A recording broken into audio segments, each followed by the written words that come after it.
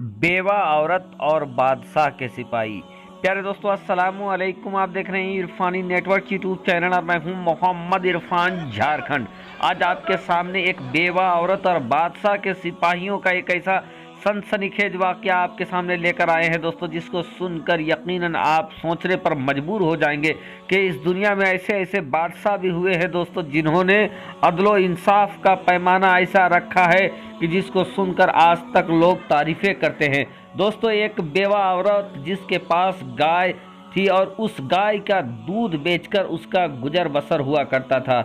लेकिन एक दिन की बात है दोस्तों कि उस बेवा औरत के साथ बादशाह के सिपाहियों ने कुछ ऐसा किया जिसने उस बेवा औरत को पूरी तरीके से झकझोर कर रख दिया।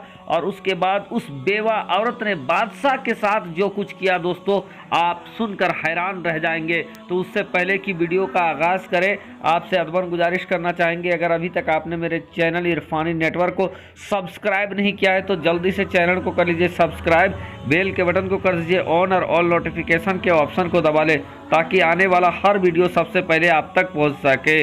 रब की बारगाह में हम दुआ करेंगे कि अल्लाह, जितने लोग इस वीडियो को लाइक कर रहे हैं और चैनल को जितने लोग सब्सक्राइब कर रहे हैं, या अल्लाह तो उन्हें हाजी बना दे, नमाजी बना दे, उनके माँ बाप का साया तदेर उनके सरों पर कायम व दायम रख। या अल्लाह, जितने लोग लाइक और सब्सक्राइब कर रहे हैं उनके माँ बाप के उम्र को तू दोगुनी कर दे, उनके रोजी रोजगार को तू बढ़ा दे, दोगुनी कर दे और हाजी बना दे, नमाजी बना दे, उनके हर आफत व बलियाब से बचा ले।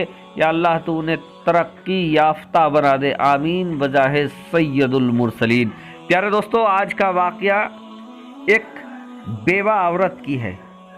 वो बेवा औरत बड़ा मजबूर थी क्योंकि उसका शौहर का इंतकाल हो चुका था, बच्चे छोटे छोटे थे। ऐसे में दोस्तों आप समझ सकते हैं कि अगर किसी का शौहर इंतकाल हो जाए, कोई घर में कमाने वाला ना हो, तो उस घर का क्या होता है, उस घर का हस्र क्या होता है।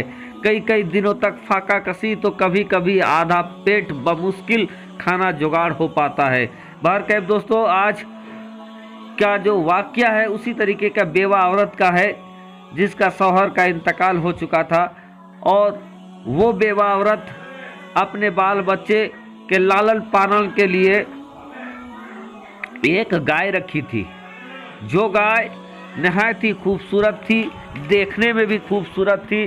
साथ ही साथ दोस्तों वो गाय बहुत ज़्यादा दूध दिया करती थी और जिस दूध को बेचकर वो औरत अपने बाल बच्चों का गुजर बसर किया करती थी।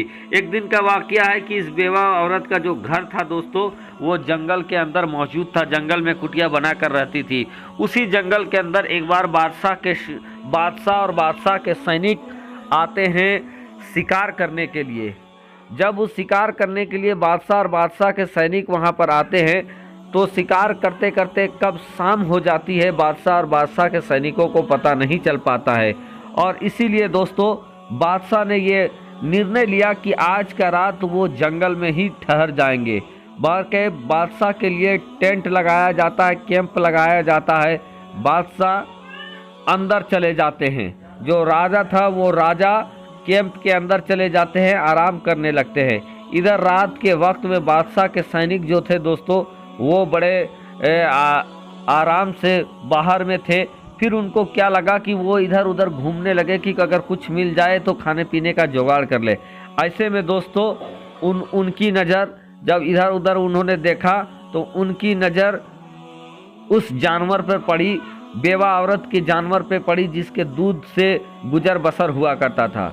जब उस जानवर को, जब गाय पर उसकी नज़र पड़ी बादशाह के सैनिकों को, तो बादशाह के सैनिकों ने उस गाय को उसके कुटिया के सामने से खोल लिया। और खोल लेने के बाद दोस्तों उसको मारकर उसको खा गया उन लोगों ने। जिस तरीके से खाना था दोस्तों, उन्होंने उस चीज़ को मार कर जबा करके वो गाय को खा लिया। अब क्या था, सुबह होती है और सुबह होने के बाद जब वो बेवा औरत उठती है तो देखती है कि उसका गाय उसके घर के सामने नहीं है। चारों तरफ खोजने लगती है, क्योंकि उसी गाय से उसका लालन पालन होता था, बाल बच्चा उसी से पलते थे। अब क्या था, वो चारों तरफ ढूंढने लगती है तो ढूंढने के दौरान उसको पता चलता है कि कुछ कंकाल है, कुछ बादशाह के सैनिक यहाँ पर थे और शायद उन्होंने ही उसको जिबा कर दिया है। अब इस चीज़ को लेकर दोस्तों वो औरत काफ़ी परेशान हो जाती है।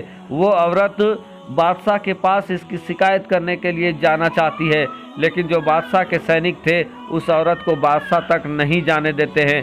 बादशाह से पहले ही रोक कर डरा धमका कर उस औरत को बादशाह के सैनिक भेजा देते हैं। उस बेवा औरत के हालात बहुत बुरा हो चुके थे, घर में खाने को कुछ नहीं था।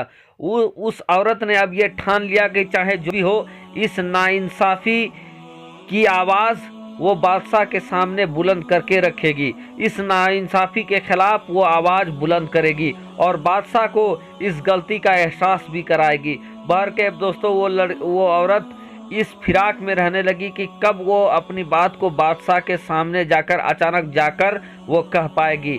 एक दिन का वाकया है दोस्तों कि उस औरत को ये पता चला कि फला पुल के तरफ से बादशाह का गुजर होने जा रहा है।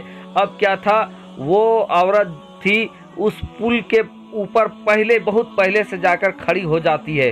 कुछ घंटा गुजरते हैं, बादशाह उधर आने लगता है। जब बादशाह आने लगता है तो फौरन से वो औरत बादशाह के सामने जाकर खड़ी हो जाती है और बादशाह से ये कहती है कि बादशाह, मेरे साथ जो नाइंसाफ़ी हुआ है, मेरे साथ जो नाइंसाफ़ी हुआ है उसका फैसला आप इस पुल के ऊपर करोगे कि पुल से रात पर करोगे।